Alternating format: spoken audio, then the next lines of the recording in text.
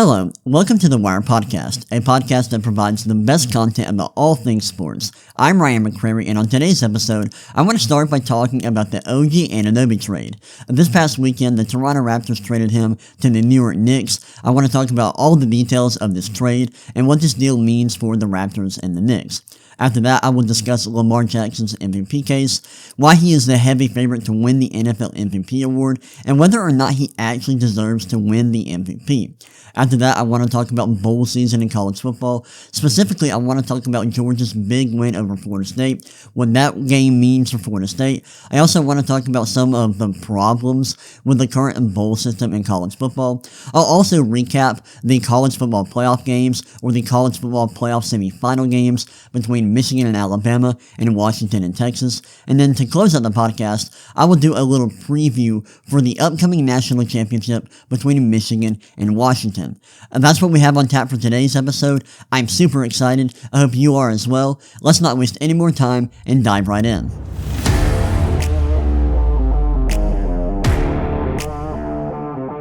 Alright, let's go ahead and get started with the podcast. We're going to start by talking about the OG Anunoby trade. Before I get into any content though, I just want to wish y'all a Merry Christmas and a Happy New Year. I hope the holidays were great for y'all.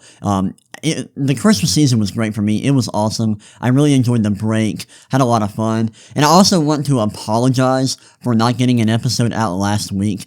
I meant to, but I was going on a mission trip with my church, a 3-day trip, and I meant to get an episode out on Wednesday, but I got this new audio mixer and I was trying to work with it. I recorded an episode, but the audio quality was not very good and I was unable to get an episode out, so I apologize for that. But we're back here today and I'm really excited about this new audio mixer because I'm able to record audio through it and it has some sound effects on it, and I put some custom sound effects on it. So let's see, let's go with a little bonk sound here. You like that? I kind of like that. So we also got some other sounds. Got got a bruh sound effect. Got a lot of stuff in there. I'll see how I can incorporate that into the podcast. So I'm excited about that. But yeah, let's go ahead and get into the content. That's what y'all are here for. Y'all are not here to hear about the audio mixer, but let's go ahead and talk about the OG Anunoby trade. So on Saturday, the Toronto Raptors traded OG Anunoby to the New York Knicks, and the Knicks got OG Anunoby, Precious Achiuwa, and Malachi Flynn, while the Raptors received RJ Barrett, Emmanuel Quickley, and a 2024 second-round pick from the Detroit Pistons. Interesting trade. We've been hearing trade rumors with OG Anunoby for a very long time. So it's really not surprising whatsoever that OG got traded. However, I was really surprised by the timing of it. The timing of it was a little bit weird, it's really surprising that it happened already. I didn't realize that a trade was about to go down, and then I got the notification that Anunoby had been traded, so that was really interesting. Let's start by talking about OG Anunoby and like what he provides for the Knicks, because that's the biggest part of this trade. I like Anunoby. A few years ago, I was a huge fan of his. I still like him, but I don't love him quite as much. There are some areas of his game that haven't improved quite as much as I would like his creation ability. I think he provides a lot of valuable traits, like his three-point shooting, his perimeter defense, but he's not an amazing scorer. He's not a great playmaker. He doesn't really create his own shot as well as you'd like. And so I think he's a great role player, a great role-playing starter, but he's not a star. He's not a star. And so that's my one issue with him, is that he doesn't quite fit that star archetype, because he isn't a great shot creator for himself and his teammates. However, he is a very valuable player, and we've seen in the past him provide pretty good impact, in a very valuable role, and so I like that, and I think he will be a great fit next to Jalen Brunson, Julius Randle. So for that, I like this trade, and I like what he brings to the team, and I think he is a better fit for the Knicks than RJ Barrett was. And so I really like that. Now, Precious Achiuwa and Malachi Flynn, I don't think they're that big pieces in this trade. I think they're solid players, but honestly, I don't think either will play a huge role. Achiuwa may play a bit of a bigger role than Malachi Flynn, because right now, the Knicks don't have much in their front court. They have Isaiah Hartenstein. I hope I said that name right. Who's a good player, but other than him, they don't have many bigs, so we could see him play a decent amount, but Malachi Flynn, I'm not sure what his role is going to look like in New York, but I do love what OG Anunoby provides for this team, and so I like that. I like that the Knicks were able to bring him in. Now let's talk about what this trade means for the Raptors. The biggest piece for them in this trade is Immanuel Quickley. So I'll start with him. I like Immanuel Quickley a lot. He's a plus scorer who can score on decent volume. He's also a really good perimeter shooter. When you look at his numbers this season, he's shooting really well from the perimeter, and that's from mid-range and three-point range. He's been good. He's got a little bit of creation. He's not a great creator, but he's really good at limiting turnovers, and he's a solid defender, despite being pretty small. He's not a big player. He's, I think, 6'3", 190 pounds, so he's a smaller player, but still able to provide some decent impact on the end of the floor. It'll be really interesting to see if the Raptors will bring him back as a restricted free agent. I think they will, assuming they made a deal like this. I think they want him long term. They'll give him a contract. Apparently, he wants a contract between, I think, $25 and $30 million, which that's not bad at all, honestly. Like, I think they could end up, signing him to a team-friendly deal, which would be awesome. That would be great, so I love that for them. Another piece of this deal is RJ Barrett. Honestly, RJ Barrett's not great. Not a great player. I'm not a big fan of his. He's not very efficient as a scorer. He can score on volume. He can get to the rim, but he isn't a great shooter. He's also not a great passer, not a great defender.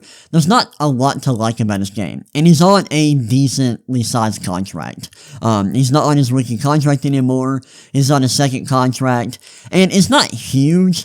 So it's not like a horrific contract, but he's just not good enough to make the money that he's making. I think he's making around between $25 and $30 million, and I'm just not sure that he's worth that contract. And so, I think the Raptors bringing in RJ Barrett is what allowed them to get Immanuel Quickley. I think that RJ Barrett is not a big part of this deal. He'll play with the Raptors, but I just don't think that he's a major part of the team's future. And I think that, honestly, he's a pretty negative player, not a great player. And I'm not trying to be disrespectful. That's just my evaluation of him as a player. I think there are a lot of weaknesses in his game. And so those are my thoughts about him. But I do love the fact that the Raptors were able to get Immanuel Quickley. He's really good. He's young. He's younger than Anunoby. I think those two are kind of similar players. I know they're at different points in their development. When you look at where Anunoby was as a player at the same age that Quickley is now, he was providing similar impact. And so I like this trade. I think it's a decent trade for both sides. Honestly, a win-win.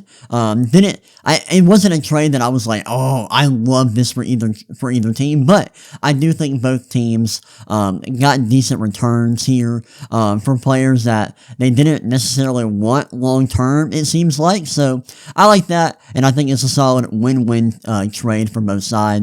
And yeah, those are my thoughts about the trade and what it means for both of these teams.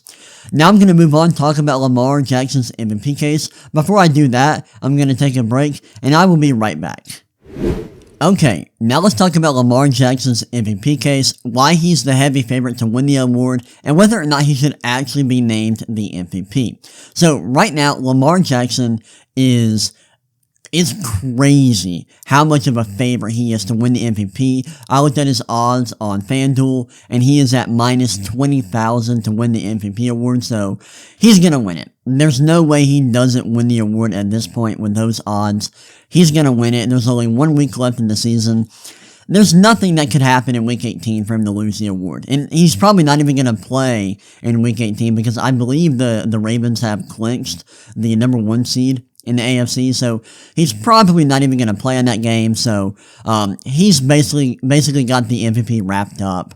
And there are a few reasons why. A big reason why is because of the success that the Ravens have had this year. They are 13-3. They're probably the best team in the league.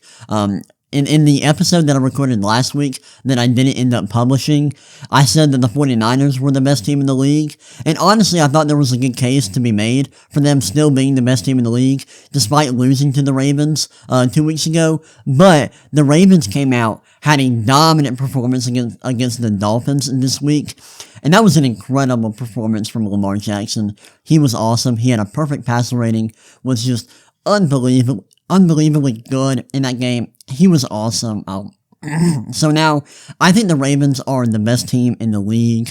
They have the best record, I believe, and their advanced numbers are really, really good. They're awesome. Their defense is great. Their offense is good. It's been interesting to see people talk about Lamar Jackson's MVP case. A lot of film people on Twitter, love Lamar Jackson, so they are very in favor of him winning the award. And then you've seen some people who are more what you would call stat nerds, people like myself, who have pointed out that his EPA numbers, his expected points added numbers, are a little bit low for an MVP favorite. And I've seen people like Kevin Cole, who used to work at PFF, he's pointed this out, pointed out the fact that Lamar Jackson's EPA numbers are just not amazing, and are surprisingly low for a MVP favorite, or someone who is this big of a favorite to win the MVP award. Now, I will point out that Kevin Cole has not said that Lamar Jackson should not win the award, but he has pointed out that you do have to consider that the team's offensive efficiency has not been amazing. It has not been elite, especially when compared to the offensive efficiency of the teams of other MVP favorites or other MVP candidates like Dak Prescott and Josh Allen. So I thought that's an interesting thing to point out, to consider. I think it's something you should consider. Now, in my opinion, as a stat nerd myself, I am not someone who would say, Lamar Jackson should not win the MVP because his EPA numbers are not great. I think that he is far better than his EPA numbers would indicate. When you look at his individual skill set, when you look at his more advanced numbers that, measure things that he does well as an individual player, like his accuracy, his sack avoidance, his performance under pressure, his ability to throw the intermediate ball, he does all of that extremely well. And he's also one of the highest graded players by PFF, or one of the highest graded quarterbacks by PFF this year. So I think Lamar Jackson is more than deserving of the MVP award. If he wins, I think he will be deserving of it. I might lean towards like Josh Allen or Dak Prescott, because I think that there are things that they do better than Lamar Jackson, but Lamar Jackson does so many things at a very high level. He's an elite scrambler, a great runner, he's great under pressure. He actually has the highest PFF grade under pressure this year among all quarterbacks, which is really impressive. He's been super accurate, and the Ravens offense has been very efficient this year, despite not having the best supporting cast for Lamar Jackson. Obviously, their offensive line has been good this year, but the receiving core has not been great. The receiving core is not amazing. I love what I've seen from Zay Flowers, but outside of him, they don't have a lot of great receivers. they're missing Mark Andrews, who is missing the rest of the season with an injury, and he's been out for a couple of weeks. So Lamar Jackson is doing all of this without the best receiving core. There are other players in the MVP race that have much better receiving cores, like Brock Purdy, Tua Tagovailoa, and so the fact that he's been able to lead the Ravens to have such an efficient offense, despite not having a great supporting cast, is really impressive, and I think that should play a big role in his MVP case. So yeah, those are my thoughts on Lamar Jackson's MVP case. I think he deserves to win the award. I personally might lean towards other players, but it's close. It's really close, and so when Lamar Jackson wins the award, I will have no issues with it whatsoever. He deserves it. I think his film is better than the EPA data, and so I know some people will say, hey, his EPA data is too low for him to win the award. I don't view his MVP case that way, and I'm a stat nerd. So, I love EPA. I'm a big fan of expected points added. I think it's a good stat, but I think there are better numbers that you have to look at when you're, evaluating individual talent. And EPA is a team stat. It does incorporate team level data. It's not just measuring a individual player's contributions, and so that's one issue with that stat that people may not realize. And so I would look at other stats like PFF grade that's based on film. I would also look at stats that measure a player's individual skill set, like accuracy. PFF has a stat, adjusted completion percentage, that measures accuracy. I also care about quarterback sack avoidance. PFF has data to measure that. I love to look at the way that quarterbacks perform throwing to different depths of the field. You can look at the way they perform on intermediate throws, deep throws, and then you can look at the way that quarterbacks perform under pressure. And when you look at all of that, it's clear to see that Lamar Jackson has been one of the best quarterbacks in the league this year. He's been awesome, and I think his MVP case is really, really good. I will say, I hate how much the MVP conversation has changed week to week this year. I haven't liked that whatsoever. And I think that Lamar Jackson has been an MVP caliber player early on this year. I think about midway through the season, he was an MVP caliber player. But his performance the last couple of weeks have really elevated him to being the favorite for the MVP. And I think that's good. I think he deserves it. And I can't wait to see him win his second MVP award. That would be awesome. He would be one of only a few quarterbacks to ever win multiple MVPs, so that would be cool to see. It's been awesome to see him develop throughout his career. He's become such a special player, and it's been awesome to watch him play over the last couple of years, so he's well deserving of an MVP award, and I can't wait to see him win it. Alright, now let's go ahead, move on, talk about the college football playoffs, the college football bowl season. Before we do that, before we get into all of that, I'm going to take a quick break, and I will be back in just a second. Alright, we are back. Now we're going to get into some college football, talking about bowl season. We're going to talk about Georgia beating FSU, what that game means for Florida State. We'll also talk about some problems with the current bowl system in college football. And then we will react to the college football playoff semifinal games between Michigan and Alabama, and Washington and Texas. And then to close out the podcast, we will preview the upcoming national championship between Michigan and Washington. Let's get started by talking about Georgia's big win against Florida State. So, this past weekend, Georgia beat Florida State 63-3 in the Orange Bowl. Man, what a performance from Georgia. They were dominant. It was a huge win for them. They end the season, I believe, 12-1. I think 12-1 is what they finished the season. And they had an awesome year. They were great this year. Didn't end up making the playoff because they lost to Alabama in the SEC championship game. But Georgia had a great year. Capped it off with an awesome performance against Florida State. Gotta give Georgia a lot of credit. They were awesome in this game. They came to play. They came to prove a point. and they did. They were awesome. Unfortunately, Florida State was missing a lot of key players in this game. They had 9 healthy opt-outs.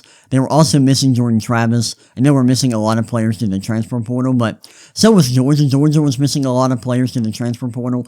They didn't have as many healthy opt-outs. They had a lot of players that were playing in this game that could have opted out, and, obviously, they didn't have Brock Bowers. You can consider him you can consider him a healthy opt-out. He was dealing with an injury, but he didn't play. But Ladd McConkey played. Carson Beck played. He was gonna play no matter what. I mean, he already decided to come back for next year, so he was gonna play. But Florida State, they were missing a lot of key players. A lot of their players who were healthy declared for the NFL draft and opted out. Obviously, they didn't have Jordan Travis, so they were at a huge disadvantage. Huge disadvantage for this game. So, although Georgia was dominant and deserves praise for that, I'm not sure there was a lot you can take away from this game. Florida State was at a huge disadvantage, and it was basically Georgia going up against Florida State's practice squad, really. And I'm not saying that to disrespect any of Florida State's players, but that's the truth. None of their starters were playing, a lot of their starters weren't playing. A lot of their second and third string guys were playing. And so they were just at a huge disadvantage. And so I saw a lot of people on social media, using this game and this performance to say that Florida State definitely did not deserve to make the playoff. I think that's foolish. I mean, come on. This was not a real football game. This was a glorified exhibition game in which a lot of Florida State's players did not play. And you can criticize Florida State's players for that, I guess, if you want to, but, why? I mean, there was no reason for Florida State's players to play in this game. They had no incentive to play. I know a lot of people will say, well, you could have proven on the field that you deserve to make it into the playoff. But listen, they already did that by going undefeated in the regular season, winning their conference championship. They already put forth their bid to make it into the playoff, and the committee was like, no. You're not going to make the playoff. We're going to say that you didn't do enough. You weren't good enough to win a playoff game, and so you're not going to make it. So the committee already told Florida State that the results of the season, them going undefeated, winning their conference championship, all of that did not matter. So why would they then play in a game that didn't matter? It makes no sense to criticize Florida State for that. It's just foolish in my opinion. I get it. I think you can praise Georgia for playing in this game. You can praise all their players for risking injury and playing in this game. I think they deserve praise for that, but I do think it's a little unfair to criticize Florida State. I think you can use this game as an opportunity to lift up Georgia, to prop them up, to praise them, but I would not use this game as an opportunity to criticize Florida State. And that's just how I view the game. I am not going to criticize Florida State for their performance, and I will not criticize their players for sitting out. Now, this leads to a big question. How do you fix bowl season? Because bowl season is broken right now. There are major issues with bowl season, and we have to figure out how to fix it. And the big issue is that a lot of players are opting out of bowl season. They're not playing in their team's bowl games, whether that be because they're transferring, whether that be because they're entering the NFL draft, whatever. For many reasons, players are opting out of their bowl games and not playing. This leads to worse matchups. This leads to worse bowl games, and it leads to one-sided matchups in some cases. And so that is a huge issue. Now, why is this? Why are players opting out? Well, they don't have an incentive to play. Players need to be incentivized to play these games because right now they're just a glorified exhibition game. And the idea of having non-playoff bowl games after the regular season and after conference championship week, It's kind of silly when you think about it. It's kind of silly, kind of foolish, doesn't make a lot of sense. And so players don't have any incentive to play, and there's a lot of risk with playing in a bowl game right now. There's a lot of risk, when it comes to NIL opportunities through the transfer portal and the NFL draft. There's a lot of risk, and so a lot of players are opting out because they just don't think that the games are worth playing in. And so the NCAA has to make the bowl games worth playing. The people in charge have to make the bowl games worth playing. I think there are a few solutions that could, fix bowl season. I think you could change the date of the transfer portal, make it to where the transfer portal opens up after bowl season. I think that could help. You could also give cash or NIL incentives to winners of the bowl games. That could make the bowl games worth playing in. But you have to do something to give the players an incentive to win these games. You have to. You have to. That's the change that is going to make bowl season, what it used to be. But for now, bowl season just isn't what it used to be. The players don't feel like it's worth playing in the bowl games. And so we need some major changes to occur. And we need some major changes to bowl season to make it what it used to be. Because bowl season used to be awesome. I mean, I remember watching a ton of bowl games when I was in middle school, high school, and I loved bowl season.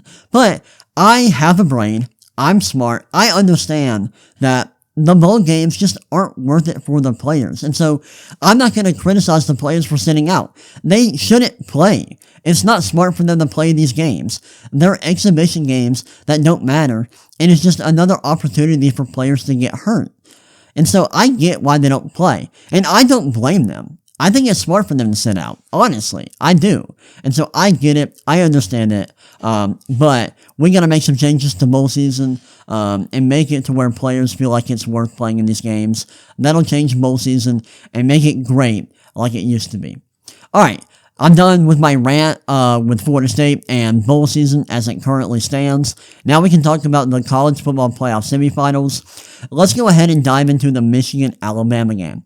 So, Michigan-Alabama, awesome game. Michigan ended up winning 27-20 in overtime. This was the Rose Bowl. And I just gotta say, the Rose Bowl is incredible. It always is. I love that stadium. It's always a great atmosphere. It's incredible. And I really enjoyed this game. Now, Michigan dominated the first half. Let me get a drink real quick before I talk about this game. My mouth is getting a little bit dry.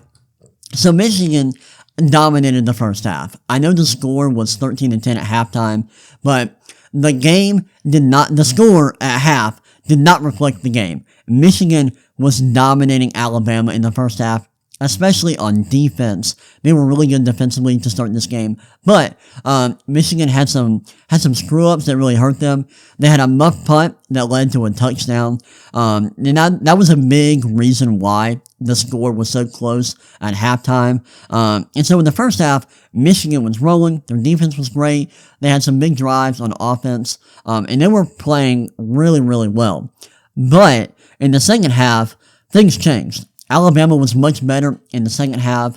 Michigan was much worse, and Alabama was able to take a 20-13 lead late in the fourth quarter.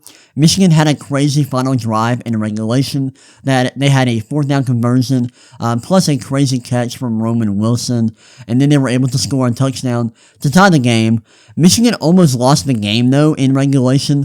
They had a muffed punt after getting a stop with less than a minute to go. They were able to get the ball back, recover the muffed punt, had the ball near their own end zone, but they were able to run out the clock, take the game to overtime, and then in overtime, they scored quickly. They went up 27-20 in overtime, and then Alabama, they drove down the field, had a 4th and goal from the 3, and they failed to score on a QB draw, or what looked like a quarterback draw.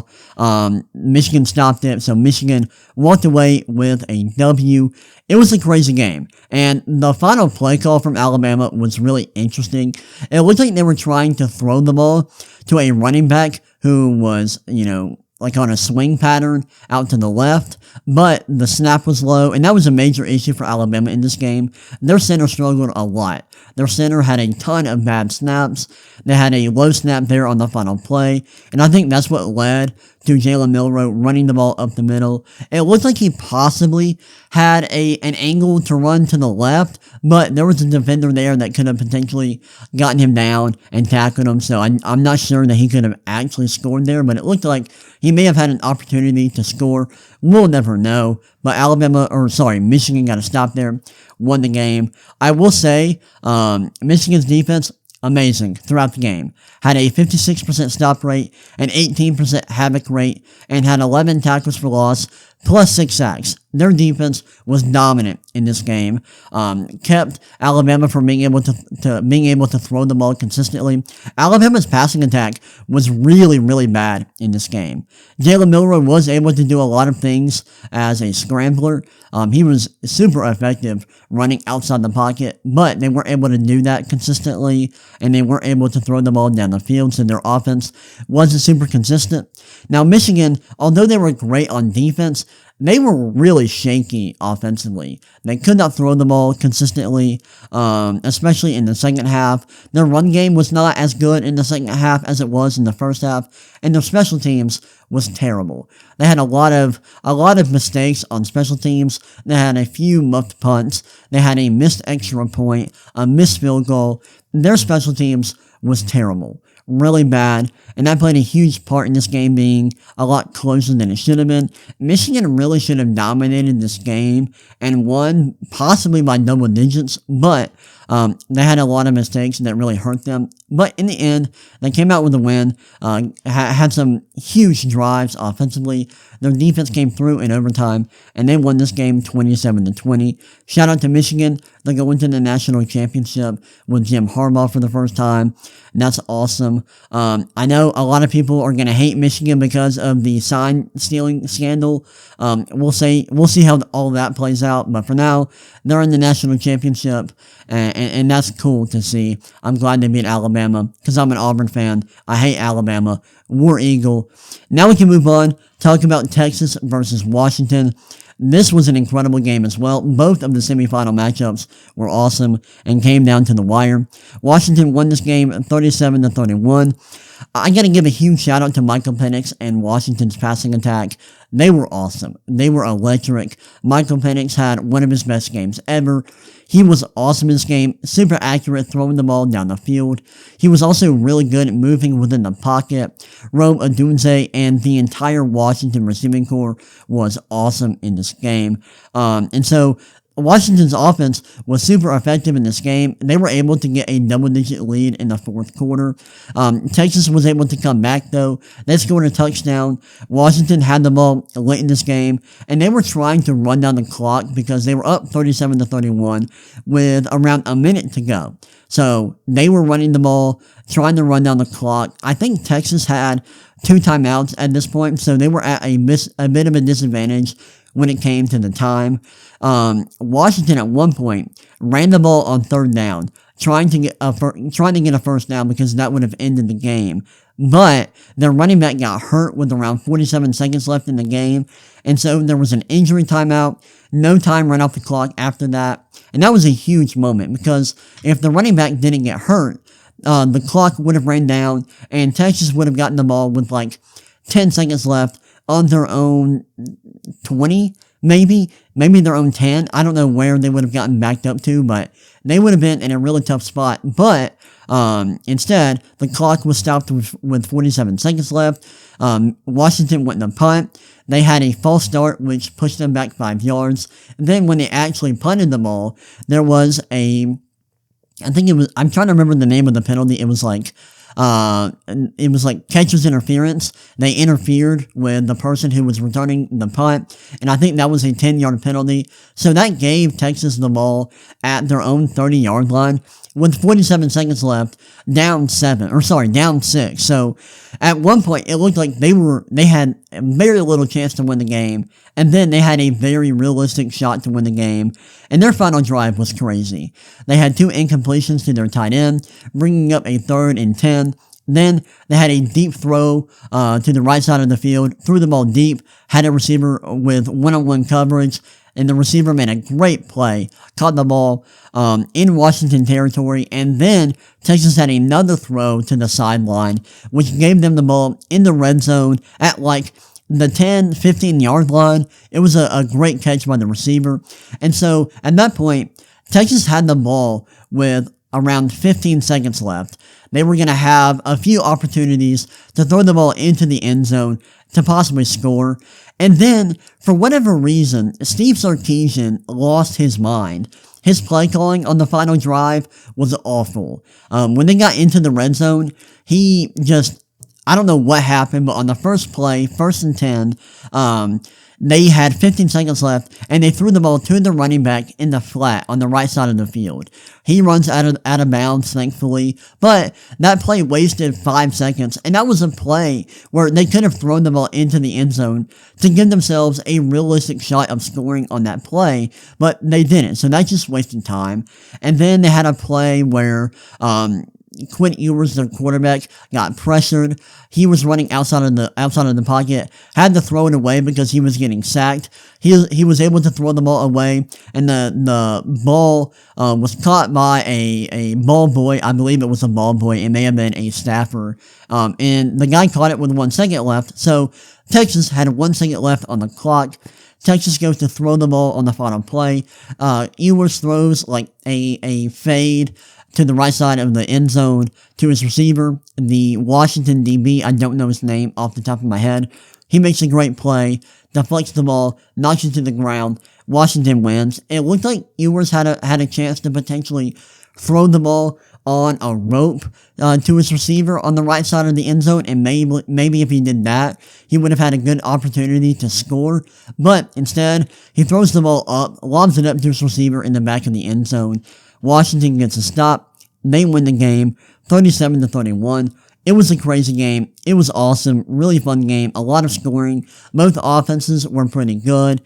Texas was really good running the ball. Washington was really good passing the ball. Neither team's defense was all that great, but Washington was able to come away with a stop in the end. They win 37-31. Their undefeated season keeps on going. Now they are in the national championship. Awesome to see their incredible season continue. And now they're going to play Michigan. And Michigan, I think I saw that Michigan was either a 3.5 or a 4.5 point favorite in the national championship.